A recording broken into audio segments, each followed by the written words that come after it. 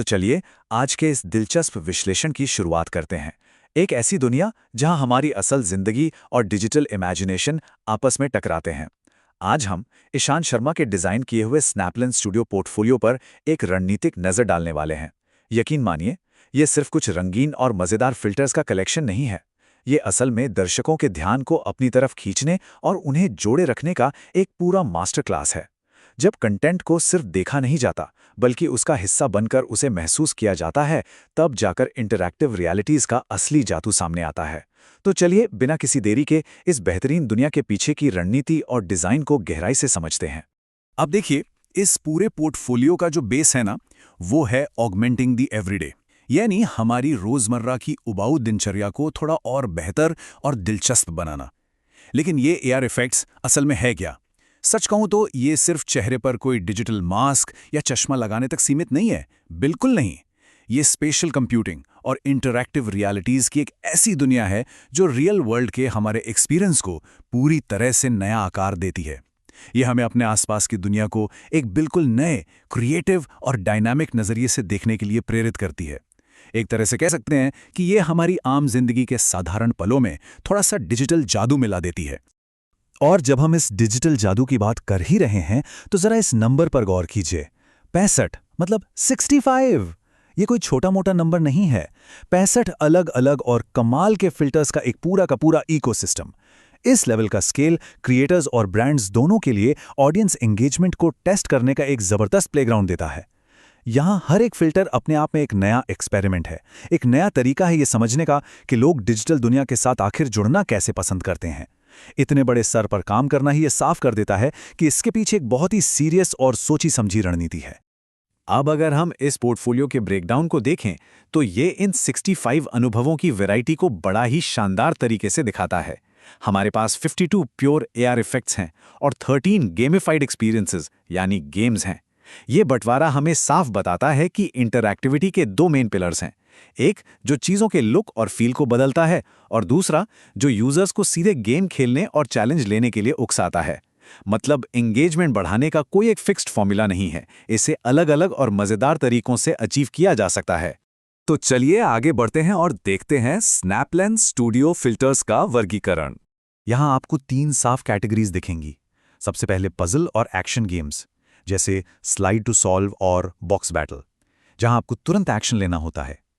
फिर बीच में VHS dream और 404 ग्लिच फ्लिकर जैसे रेट्रो या ग्लिच इफेक्ट्स हैं। ये आपको पुरानी यादों और आज के मॉडर्न डिजिटल ग्लिच का एक बड़ा ही यूनिक मिक्स देते हैं। और दाईं तरफ हैं ब्यूटी फिल्टर्स, जैसे ड्यूई ग्लास ग्लो, जो यूजर्स को खुद को बेहतरीन तरीके से पेश करने का कॉन्फिडेंस देते हैं। इतनी वैरायटी का सीधा सा मतलब है कि यहाँ हर तरह के इंसान के लिए कुछ न कुछ जरूर मौजूद है। अब आते हैं इसके सबसे दिलचस्प हिस्से पर, रोजमर्रा के अनुभव को बदलना। सबसे जरूरी बात यह है कि ये फिल्टर्स ना एक तरह से हमारे आज के कल्चरल मूड का आईना है। जरा इन नामों को देखिए, spin my mood, 3 AM mood, relatable chaos या डूम स्क्रॉल मोड। ये नाम ऐसे ही रैंडमली नहीं रखे गए हैं। ये आज की इंटरनेट जनरेशन की फीलिंग्स को हूबहू पकड़ते हैं। मान लीजिए कोई रात के 3 बजे तक फोन स्क्रॉल कर रहा है, तो डूम स्क्रॉल मोड उस बोरिंग और पैसिव एक्सपीरियंस को एक मजेदार इंटरैक्टिव पल में बदल देता है, जिसे आप दोस्तों के साथ शेयर कर सकते हैं। ये डेली लाइफ के उन पलों को कैप्चर करते हैं जिनसे हम सब खुद को आसानी से रिलेट कर पाते हैं। अब इस सब का बिजनेस साइड क्या है? चलिए देखते हैं मार्केटर्स के लिए वैल्यू प्रोपोजिशन। और असली गेम चेंजर बात यहीं छिपी है। एक तरफ देखिए वो पुराना पैसिव डिजिटल कंटेंट है, जैसे कोई नॉर्मल फोटो या टेक्स्ट पोस्ट। दर्शक उसे बस देखते हैं और आगे स्क्रॉल कर जाते हैं। लेकिन दूसरी तरफ है एक्टिव इंटरैक्टिव रियलिटीज और स्पेशल कंप्यूटिंग का मैजिक।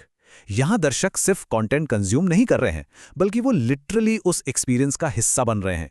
मार्केटिंग के नजरिए से सोचिए तो ये किसी सपने के सच होने जैसा है। किसी के 1 सेकंड के अटेंशन को कई सेकंड या मिनटों के डीप एंगेजमेंट में बदल देना। सच कहें तो आज के डिजिटल एडवर्टाइजिंग का सबसे बड़ा गोल यही है। इस एक्टिव एंगेजमेंट को समझने के लिए कुछ एक्शन ओरिएंटेड फिल्टर्स के एग्जांपल्स देखना बड़ा दिलचस्प है, जैसे run tap score, tap quick और रिप्लाई ब्लिट्स। ये ऐसे फिल्टर्स हैं जो ऑडियंस का बिहेवियर पूरी तरह बदल के रख देते हैं। यहां आप आराम से पीछे टेक कर कंटेंट नहीं देख सकते। आपको तुरंत टैप करना होगा, स्वाइप करना होगा, रिएक्ट करना होगा। और साइंस भी यही कहता है कि जब दर्शक फिजिकली स्क्रीन के साथ इंटरैक्ट कर रहे होते हैं तो ब्रांड की याददाश्त यानी ब्रांड रिकॉल उनके दिमाग में कई गुना ज़्यादा बढ़ जाता है।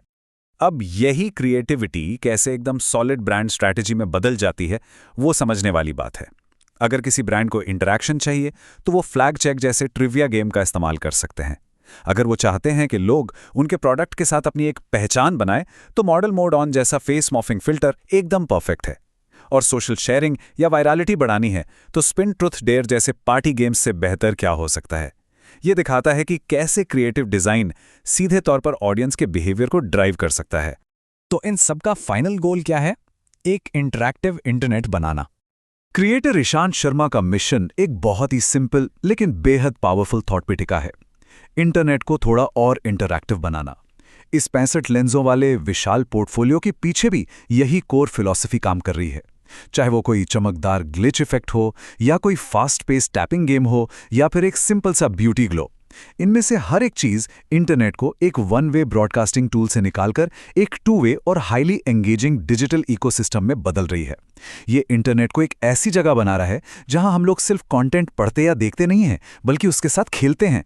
तो इस पूरे विश्लेषण के बाद एक सवाल जो हम सबको खुद से पूछना चाहिए, स्थानिक कंप्यूटिंग और इंटरैक्टिव रियलिटीज दर्शकों के एंगेजमेंट के इस अगले युग को कैसे आकार देंगे? ये बात तो बिल्कुल साफ है कि हम पैसिव यानी बिना सोचे समझे स्क्रॉलिंग के अंत और एक्टिव पार्टिसिपेशन की शुरुआत देख रहे हैं।